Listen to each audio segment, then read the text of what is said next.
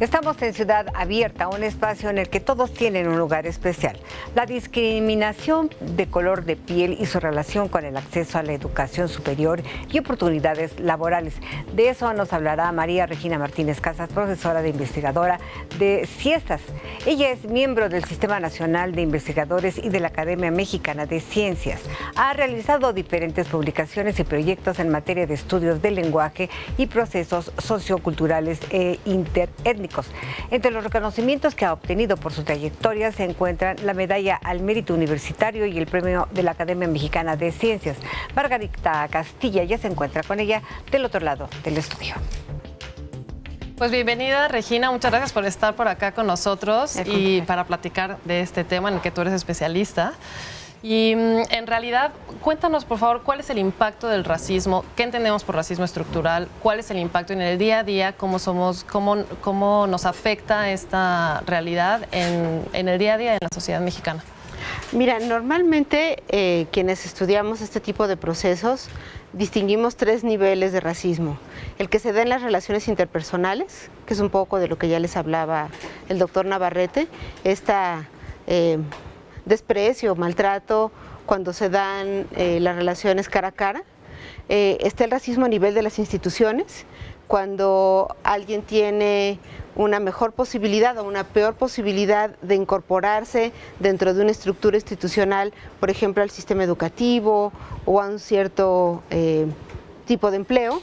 Y luego está el racismo estructural, que es el que afecta a toda la sociedad en su conjunto y que es el que permite explicar por qué ciertas condiciones de las personas o facilitan o perjudican su inserción exitosa o menos exitosa dentro del mundo de la misma sociedad.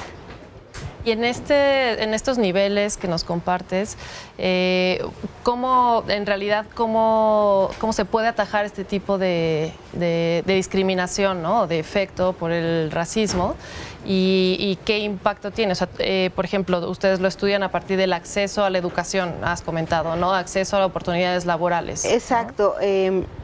CIESAS, por diferentes razones, tiene un particular interés en cuál es el efecto de este tipo de relaciones asimétricas en la incorporación a los estudios profesionales y después en el impacto de los egresados de programas de posgrado en el mercado de trabajo, porque tiene programas que explícitamente incorporan a estudiantes indígenas tanto en sus propios programas de posgrado dentro del CIESAS, como también en el programa de becas para estudiantes indígenas que tenemos. Entonces nos interesa de manera particular saber cómo estos jóvenes están incorporándose en el propio sistema educativo a nivel de la educación superior y de posgrado, y después qué posibilidades tienen de una justa incorporación a partir de sus estudios profesionales en el mundo del empleo.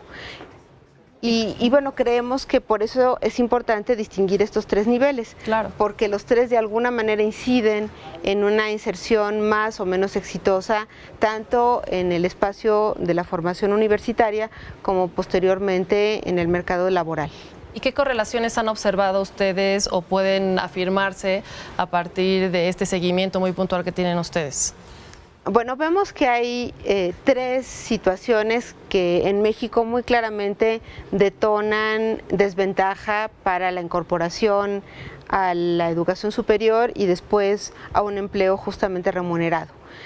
Uno tiene que ver con la condición lingüística, que es realmente el tema por el cual yo me incorporo a este tipo de temas de investigación, porque hay toda una línea de trabajo dentro del CIESAS para profesionalizar a jóvenes que hablan las diferentes lenguas originarias del continente americano, en particular las lenguas indígenas nacionales, para formarlos como lingüistas y también como científicos sociales y después que se incorporen exitosamente en el mundo académico. Y entonces pues allí empezamos a notar que algunos de nuestros egresados eran sumamente reconocidos por la trayectoria académica, sus trabajos de investigación recibían reconocimientos en México y en el extranjero y les estaba costando trabajo incorporarse con el mismo éxito que se habían incorporado en su trayectoria formativa dentro del CIESAS al mundo del empleo especializado o académico. Pero también a partir de nuestro programa de becas para estudiantes indígenas empezamos a ver que algunos de nuestros estudiantes recibían un trato diferente cuando buscaban su incorporación a diferentes programas de posgrado universitarios, tanto en México como en el extranjero, por su condición lingüística. Hay este prejuicio de que quien no habla español como primera lengua o que es hijo de padres que no hablan español como primera lengua tiende a tener desventajas para el rendimiento académico, lo cual es absolutamente infundado. Pero bueno, existe esta idea de que hay una correlación entre la competencia lingüística en castellano y las capacidades para un buen desempeño académico a nivel universitario y de posgrado. Y entonces es uno de los temas que nos interesa pues documentar para tratar también de pues combatir el estigma. Claro. Y por otro lado, también vemos que influyen cuestiones como la apariencia física. En México asociamos también esta condición lingüística con una serie de características físicas, entre otras el color de la piel y el origen geográfico de las familias.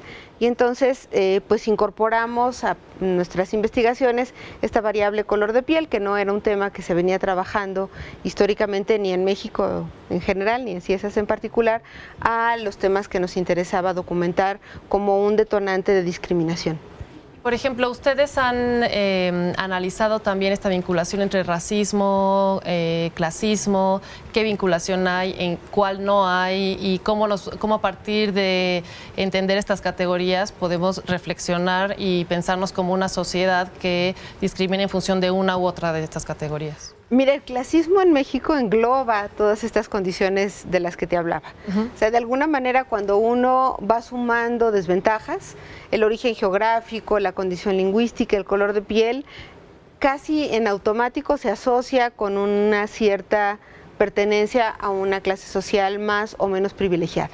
Entonces, en términos generales, tendemos a pensar que la gente de tez más blanca, urbana y hablante nativa del español, en automático pertenece a un estrato social más alto, y la gente de tez más oscura, cuyos padres o ellos mismos hablan una lengua indígena y provienen de un medio rural o de ciertos estados de la República que se encuentran en el centro y el sur, se asocian con una condición social más baja. Entonces, en México es muy difícil hablar de clasismo desvinculado de la apariencia física, del origen lingüístico y del origen geográfico de las personas y sus familias. Y a la vez este clasismo me parece que ha sido resultado de este racismo, ¿no? No sé, tú dime, porque ya nos comentaba Federico también, esta brecha de desigualdad ha permanecido y ha sido consecuencia de mantener estos grupos aislados con un nivel de privilegio distinto, y entonces esperamos que, bueno, las personas indígenas permanezcan en parece normalizado que permanezcan en cierto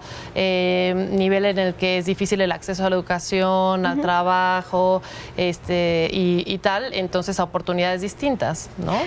Y de hecho es muy difícil desvincular estos orígenes con la condición de clase. O sea, asumimos que es natural que quien pertenece a un pueblo indígena, habla una lengua originaria, es pobre. Y entonces cuesta mucho trabajo ver que el origen de la desventaja socioeconómica en realidad es esta acumulación de desventajas que se ha naturalizado en la sociedad mexicana. Entonces no es que ser indígena te condiciona a la pobreza, sino al revés, es que la pobreza se ve particularmente naturalizada en ciertos sectores de la sociedad mexicana, y eso es parte del trabajo y de la responsabilidad que tenemos los científicos sociales que estamos trabajando estos temas, porque no es un tema de que es primero el huevo o la gallina. Es muy claro que el racismo en México está naturalizando las desventajas que se han reproducido a lo largo de generaciones y que no se han desdibujado con el paso de los años. Al contrario, uno pensaría que a partir de que México se reconoce como una nación plurilingüe y multicultural, que se modifica la Constitución en los 90, se vuelve a modificar en el 2001 y después hay todo este reconocimiento a la obligatoriedad del cumplimiento pleno de los derechos humanos, tanto a nivel individual como a nivel colectivo, se deberían de estar generando las condiciones para que tengamos una sociedad más equitativa, y no es así.